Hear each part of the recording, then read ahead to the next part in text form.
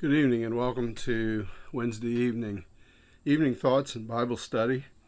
Once again, we're going to bring as our discussion one of the Psalms for Sunday coming, and this one is declared right in verse 1 as a Psalm of David, Psalm 26. Psalm 26. The actual reading, I think, is the first 6 or 8 verses, but we're going to do all of them. It's only 12. So we'll read them all. Vindicate me, O Lord, for I have walked in my integrity. I have trusted in the Lord without wavering. Prove me, O Lord, and try me. Test my heart and my mind, for your steadfast love is before my eyes, and I walk in your faithfulness. I do not sit with men of falsehood, nor do I consort with hypocrites. I hate the assembly of evildoers, and I will not sit with the wicked. I wash my hands in innocence and go around your altar, O Lord, proclaiming thanksgiving aloud and telling all your wondrous deeds. O Lord, I love the habitation of your house and the place where your glory dwells. Do not sweep my soul away with sinners, nor my wife with bloodthirsty men, in whose hands are evil devices, in whose right hands are full of bribes. But as for me, I shall walk in my integrity. Redeem me and be gracious to me. My foot stands on level ground. In the great assembly, I will bless the Lord. Psalm 26. It starts right off with vindicate me. This is starting for several of the Psalms in the book of Psalms. And this one in particular, though, we'll look at, and it's saying, in a way, justify me or make me righteous, but it's put in terms of like a courtroom or a trial. It's like saying, try me, Lord, find me innocent. Vindicate me. The psalmist is pleading with God, and it's like a plea in a court proceeding. He asks God to justify his case.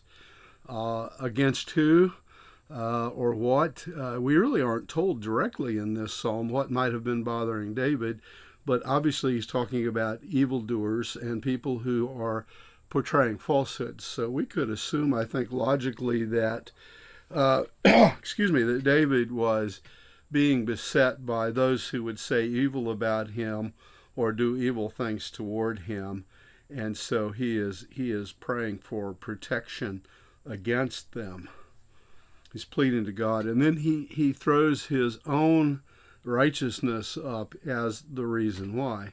And he uses some terms here when he says, prove me, try me, and test my heart and mind.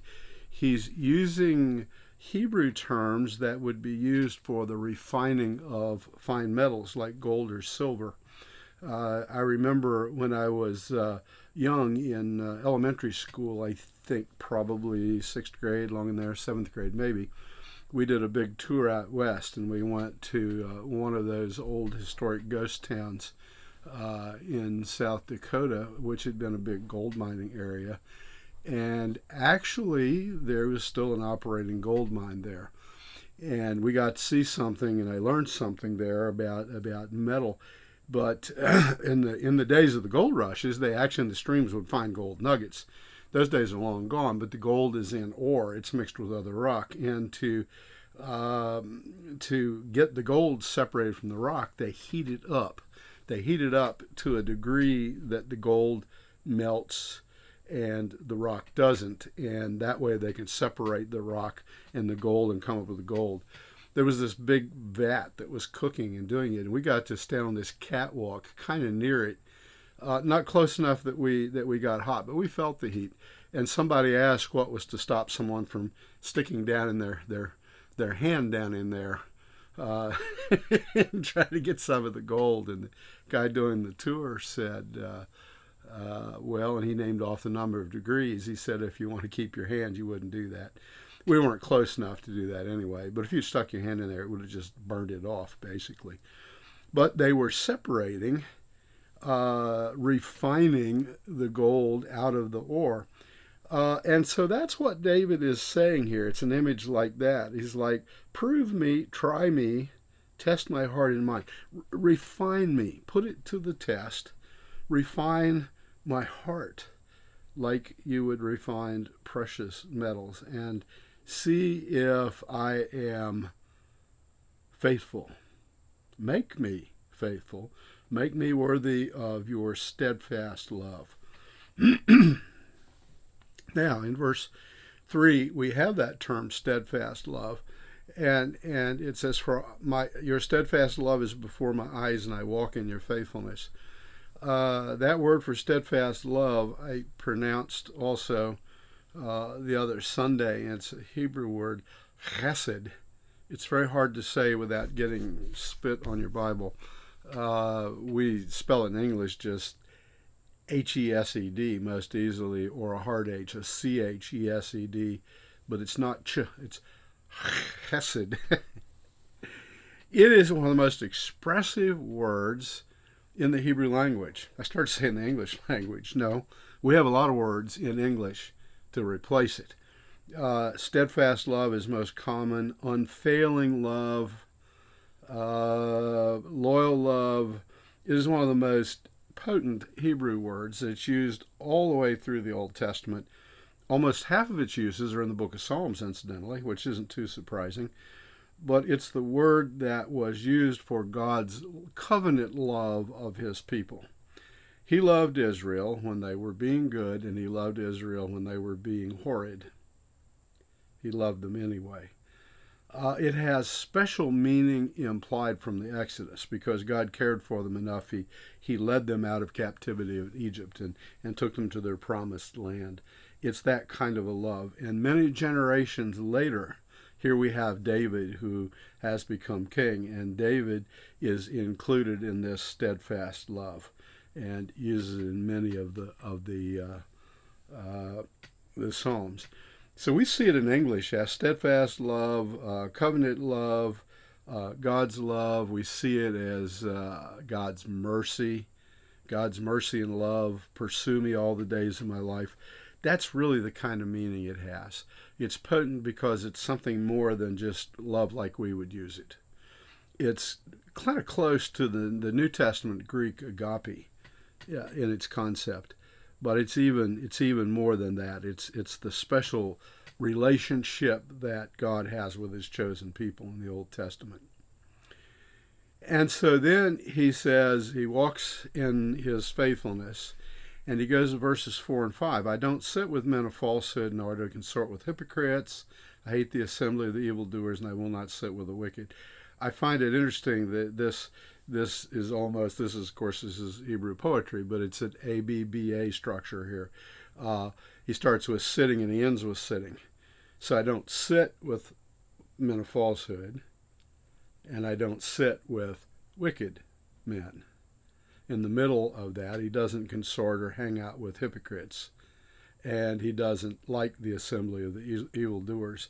What he's really saying, obviously, is he does not associate with those who would either be liars or would tell falsehoods or would be just plain wicked. Sitting with them means associating. We would, in New Testament terms, think about Jesus having fellowship over a meal with sinners. That table fellowship is very similar to what he's saying here.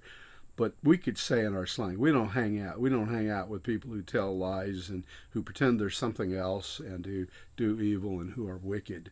So he's using that fourfold way of just making it worse and worse, and then he frames it within the two, sit with, I don't hang out with them.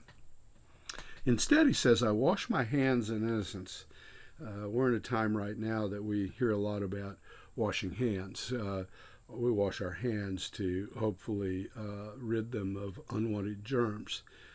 But in those days, washing hands was a way of illustrating innocence, of saying, I'm not going to associate with that. I don't know what you. I think of Pilate and Jesus. After Pilate couldn't find anything really wrong in Jesus, but he feared the power of the people, and he said, I wash my hands. I'm not assuming any guilt of what you do with this man.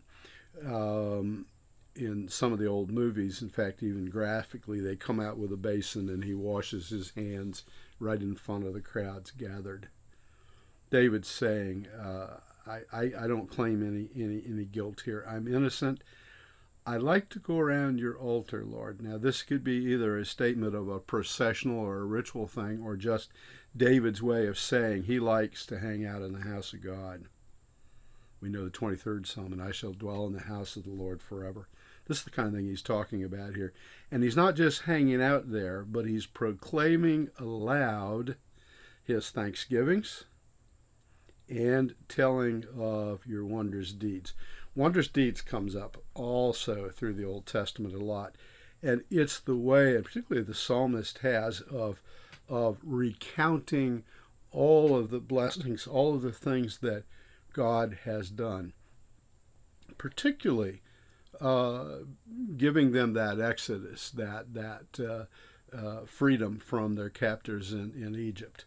That's kind of the core story of God's relationship with the Israelites. But even more than that, his wondrous deeds, he provided for their needs in the wilderness. We know about the water out of the rock and the manna and all of the things that God provided, not always what the people wanted, but what they needed. And then his help in even when they went up to possess the land. We could translate the Hebrew there for wondrous deeds to say miracles, because that's how they viewed it. The wondrous deeds were those things that they couldn't do, that the only way they could explain them is to say the Lord did this. And David liked to tell all the wondrous deeds that the Lord had done. Again, he says, Lord, I like to be in your house. It's the place where your glory dwells. God was seen at that time as the King of glory.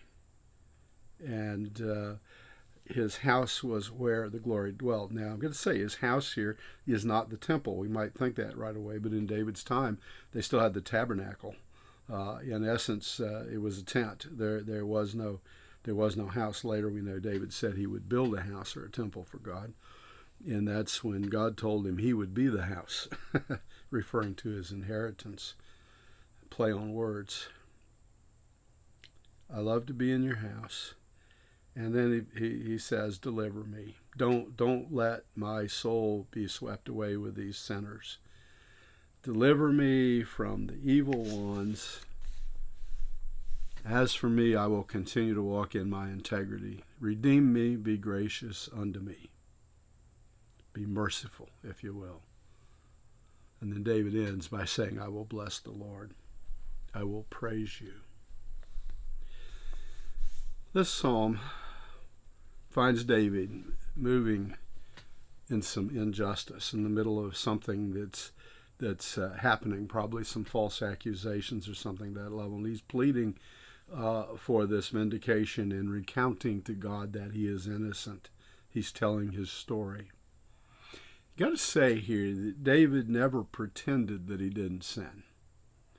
And we know David in not only some wondrous deeds of God, but we know David in his sin. We know David particularly with Bathsheba and some of the other stories.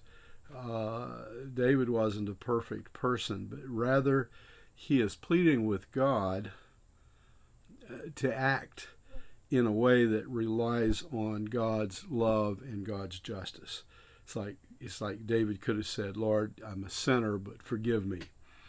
And so we need to be careful that we don't see David in the words he's using here as a perfect person, because he isn't. But he does know that he can count on the Lord, that God's love extends to him even though he hasn't always been perfect. And David is thanking him for everything he's done for him already. And then he's saying, continue to do the good. You delivered Israel out of Egypt, so deliver me out of whatever it is that's confronting me with these evildoers. We see a pattern in this. Of course, David's escapades with King Saul, and God rescued him there several times. See a pattern of God delivering his chosen people, his saints, and bringing them to safety. God did that over and over and over again until Israel just got so bad he allowed them to go into exile. Even there he brought them back. He restored them. But the pattern comes to its fulfillment and Jesus Christ himself. There are these little references in here, and I think, well, King David did not know what was to come some hundreds of years later. God knew what he was doing in this psalm, and it looks ahead to Christ. Christ's whole mission was to come and provide that final vindication for his people. He endured the kind of injustices David was talking about. Is the fact this could have been Jesus talking to God in this psalm. But the difference is Jesus did not, like David, beg for the justice of the vindication. Rather, Jesus took it and he bore it. He took it on himself and he bore it all the way to the cross. And because he did that, he got the condemnation that we deserved. He didn't cry out so that we can cry out for justice and vindication from God, despite the fact that we too, like David, are sinners. Here I see a message for us in this psalm. We look at the pattern of God setting his people free, and then Jesus, and people have said, well, if God was God, why didn't he save Jesus from that? No, Jesus willingly took on that punishment for us. He didn't cry out so that we can. And I would close by saying John Calvin, the great French Swiss reformer, said, Jesus remained silent before Pilate so that ever after he might speak for us. And that he does. So we can cry out. We can say, Lord, times get tough. Things aren't what they ought to be. Let us not be lumped in with the sinners and the evildoers and the wicked people. Let us not be caught up in their assemblies. Let us not be tempted to join in with them and do all the things they do, but set us free from that in the name of Jesus Christ. And then we can simply end by praising God, saying with David, I will bless the Lord. Psalm 26. This is our lesson, our presentation for this evening. I hope this has been a blessing to you and that you have a wonderful rest of the Wednesday evening, and we will see you in the morning. Bye-bye.